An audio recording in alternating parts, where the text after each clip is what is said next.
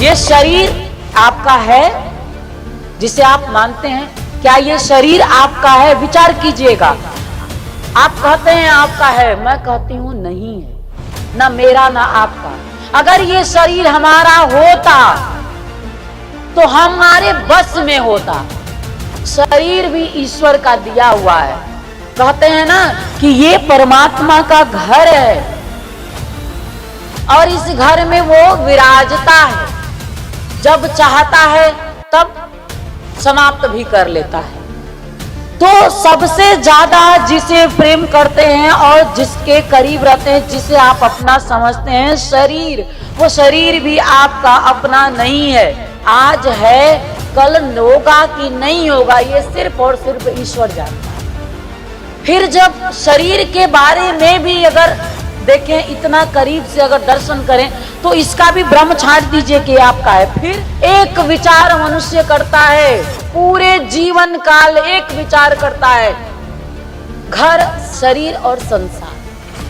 वो आत्म जगत की यात्रा पे निकल ही नहीं पाता है, क्योंकि भौतिकता, जिसको कि गोस्वामी तुलसीदास माया कहते हैं, ये माया इतनी पूरी तरह से आच्छादित है आपके मन पे कि आप उस ईश्वर की ओर बढ़ ही नहीं पाते हैं। गुरु मिलता है सिर्फ इसी भ्रम को तोड़ने के लिए।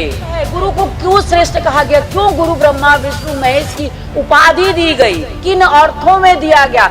सिर्फ इसी अर्थों में दिया गया कि वो ब्रह्मा विष्णु महेश बन करके आपके अज्ञान को दूर करते हुए, ज्ञान रूपी अंजन लगाते हुए आपको ईश्वर की ओर ले चले, सत्य का दर्शन कराता है।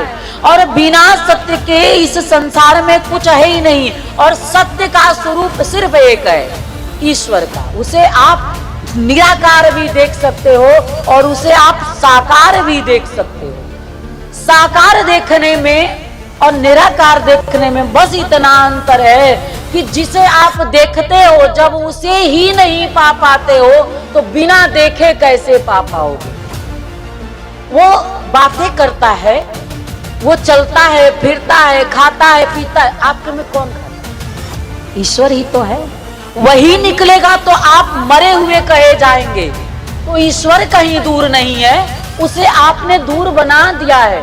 वो आपके सबसे ज्यादा करीब है। और मैंने कहा वो खाता है, पीता है, बातें करता है, सब कुछ करता है आपके साथ, लेकिन आप उसे अपने विचार में नहीं रखते, भावों में नहीं रखते, इसीलिए आपको वो कभी दिखाई नहीं देता, सुनाई नहीं देता उसकी बात। मैं उसे देखती हूँ, मैंने जब उसे देखा तो प्रकाश स्वरूप में पाया।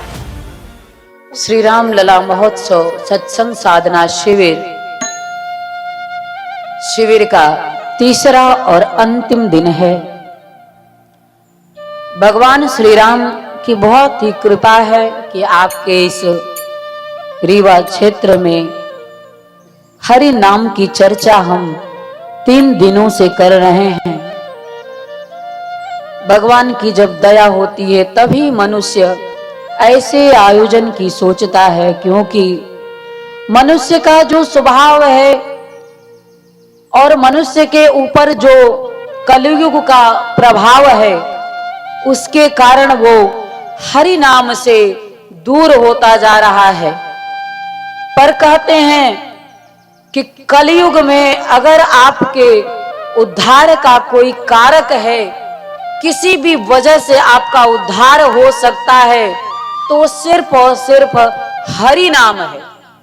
इसीलिए गोस्वामी तुलसीदास ने कहा है, मंगल भवनय अमंगल हारी, उमा सहित जपत पुरारी।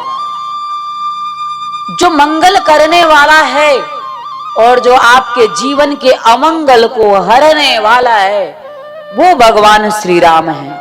और इनकी आराधना देव के देव महादेव और उमा सहित करते हैं। सोचिए जरा कितनी बड़ी बात है। मंगल भवने अमंगल हारी, उमा सहित जपत पुरारी। अरे जिसकी आराधना वो देव के देव महादेव करते हैं, फिर हम मनुष्यों की क्षमता ही क्या है इस प्रभु श्री राम के सामने। कोई क्षमता नहीं आपकी। अगर आप सोचते हैं कि आपकी कोई क्षमता है तो आप भूल और भ्रम में हैं। और मैं आपसे यही कहना चाहूंगी, इस भूल और भ्रम को छाट दीजिए, निकाल दीजिए कि आपका कोई अस्तित्व है। चलिए जरा पास से दर्शन करते हैं जीवन का। ये शरीर आपका है जिसे आप मानते हैं, क्या ये शरीर आपका है? विचार कीजिएगा। आप कहते हैं आपका है, मैं कहती हूं नहीं है, ना मेरा ना आपका। अगर ये शरीर हमारा होता तो हमारे बस में होता। शरीर भी ईश्वर का दिया हुआ है। कहते हैं ना कि ये परमात्मा का घर है और इस घर में वो विराजता है। जब चाहता है तब समाप्त भी कर लेता है। तो सबसे ज्यादा जिसे प्रेम करते हैं और जिसके करीब रहते हैं, जिसे आप अपना समझते हैं, शरीर, वो शरीर भी आपका अपना नहीं है। आज है, कल होगा कि नहीं होगा, ये सिर्फ और सिर्फ ईश्वर जानता है। फिर जब शरीर के बारे में भी अगर देखें, इतना करीब से अगर दर्शन करें, तो इसका भी भ्रम छाट दीजिए कि आपका है। फिर अब इससे दूर चलिए, फिर आपके अपनों का शरीर, माता पिता भाई बंधु किसी का भी शरीर हो, कब तक कोई साथ रहेगा? आप उसी संबंधों में सुबह से शाम लिप्त रहते हैं। एक विचार मनुष्य करता है, पूरे जीवन काल एक विचार करता है, घर, शरीर और संसार। वो आत्म जगत की यात्रा पे निकल ही नहीं पाता है, क्योंकि भौतिकता, जिसको कि गोस्वामी तुलसीदास माया कहते हैं, ये माया इतनी पूरी तरह से आच्छादित है आपके मन पे कि आप उस ईश्वर की ओर बढ़ ही नहीं पाते हैं। गुरु मिलता है सिर्फ इसी भ्रम को तोड़ने के लिए। इसी भ्रम को गुरु तोड़ता और कुछ नहीं करता है। वो क्यों श्रेष्ठ है? गुरु को क्यों श्रेष्ठ कहा गया? क्यों गुरु ब्रह्मा विष्णु महेश की उपाधि दी गई? किन अर्थों में दिया गया? सिर्फ इसी अर्थों में दिया गया कि वो ब्रह्मा विष्णु महेश बन करके आपके अज्ञान को दूर करते हुए, ज्ञान रूपी अंजन लगाते हुए आपको ईश्वर की ओर ले चलता है, सत्य का दर्शन कराता है।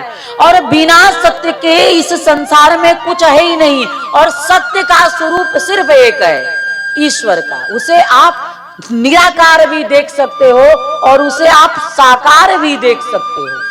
साकार देखने में और निराकार देखने में बस इतना अंतर है कि जिसे आप देखते हो, जब उसे ही नहीं पा पाते हो तो बिना देखे कैसे पा पाओगे? वो बातें करता है, वो चलता है, फिरता है, खाता है, पीता है, आपके में कौन खाता है? ईश्वर ही तो है। वही निकलेगा तो आप मरे हुए कहे जाएंगे। तो ईश्वर कहीं दूर नहीं है, उसे आपने दूर बना दिया है। वो आपके सबसे ज्यादा करीब है। और मैंने कहा वो खाता है, पीता है, बातें करता है, सब कुछ करता है आपके साथ, लेकिन आप उसे अपने विचार में नहीं रखते, भावों में नहीं रखते, इसीलिए आपको वो कभी दिखाई नहीं देता, सुनाई नहीं देता उसकी बातें। मैं उसे देखती हूं, मैंने जब उसे देखा तो प्रकाश स्वरूप में पाया। उसका स्वरूप क्या है? ये मैं निराकार की बात कर रही हूं। स्वरूप दर्शन में यदि जाएंगे तो चाहे भगवान राम का स्वरूप हो या सदगुरु का स्वरूप हो या कहूं तो आपका स्वरूप, क्योंकि हम अपनी या आपकी कल्पना उसके बिना नहीं कर सकते हैं। इसलिए आपका स्वरूप भी उसी का, उसी परमात्मा का स्वरूप है। जो इस बात को समझ के स्वीकार कर लेता है, वही इस संसार में भगवत्ता को धारण करके भगवान रूप में पूजा जाता है। और वर्षों वर्षों से ये परंपरा चली आ रही है। भगवान श्री राम का अगर स्वरूप देखेंगे तो यही जीवन दर्शन आपको देता है। सद्गुणों से भरा हुआ भगवान राम का स्वरूप है। उन्होंने अपनी, मनुष्य जो होता है ना, मनुष्य की सच में अगर चेतना की अगर बात कहें तो मनुष्य हमेशा दूसरों के बारे में सोचे तो ही वो अपना भी अच्छा कर सकेगा। जब सिर्फ अपने बारे में सोचना हम शुरू कर देते हैं तो हमारा मन कहीं ना कहीं बुरा करना शुरू कर देता है। छल कब करते हैं हम किसी के साथ? जब सिर्फ अपने बारे में विचार करते हैं, तब तनिक भी किसी के साथ छल करने में, किसी को दुख पहुंचाने में तनिक भी हमें दोष और पाप हमारे मन को नहीं लगता है। लेकिन जो ही आप थोड़ा सा मनुष्य रूप में, इसको मैं कहूंगी परशु जो होता है उसको चेतना नहीं है, इतना भोजन रख दो तो भी वो सोचता है मैं स्वयं खा लूं, क्योंकि उसको चेतना ही नहीं है कि बांट के खाना है। पर मनुष्य को यही चेतना ईश्वर ने दिया है। तुम मनुष्य हो, तुम चेतना को धारण करते हुए इस संसार को जीते हुए सत्य की ओर चलो। और भोजन तो मैंने एक उदाहरण दिया, भोजन हो या छाजन हो, वस्त्र आप, अगर भगवान ने कहते हैं कबीर दास बड़ा हुआ तो क्या हुआ, जैसे पेड़ खजूर, बड़ा हुआ तो क्या हुआ, जैसे पेड़ खजूर, पंछी को छाया नहीं फल लागे अति दूर। मतलब ऐसे बड़ा, जैसे इस संसार सागर में बहुत धनवान मिल जाएंगे, बड़े धनवान लोग हैं, लेकिन एक भिखारी अगर द्वार पे आ जाए भोजन नहीं देंगे। अरे कैसे बड़े हो गए, भोजन नहीं है तुम्हारे पास। अरे किसी की क्षुधा शांत करने के लिए अगर आपके पास कुछ नहीं है तो आपसे मरा हुआ व्यक्ति कोई है ही नहीं। फिर खजूर वाली बात आ गई कि बड़ा तो बहुत दिख रहा है पर वो छाया नहीं दे पा रहा है। आप बड़े हैं संदीप भैया, आप बड़े हैं क्योंकि आपने छाया दिया है इतने लोगों को। और ऐसे ही बड़ापन मन में होना चाहिए। छत्री का अर्थ ही यही होता है। ठाकुर तो सब लिख लेते हैं, सिंह लगा करके घूमने से कोई सिंह नहीं हो जाता है। ब्राह्मण का कर्तव्य बताया गया है हमारे वेदों में, क्षत्रिय का भी कर्तव्य बताया गया है, और हर जाति धर्म के बारे में भी कर्तव्य बताया गया। मैं कहती हूं सबसे उत्तम ब्राह्मण है। क्यों कहा गया है? इससे आज भ्रम फैल रहा है संसार में और लोग इस पे क्रोधित भी हो जाते हैं कि ब्राह्मण उत्तम कैसे हुआ। अब आप जरा सुनिए और समझिएगा कि कैसे उत्तम कहा गया। जो ब्रह्म को धारण करता है, जो ब्रह्म को, जो ईश्वर को धारण करता है और जो ज्ञान को धारण कराते हुए संसार को ऐसी शिक्षा देता है, ऐसी आंख देता है, सिर्फ और सिर्फ वही ब्राह्मण होता है।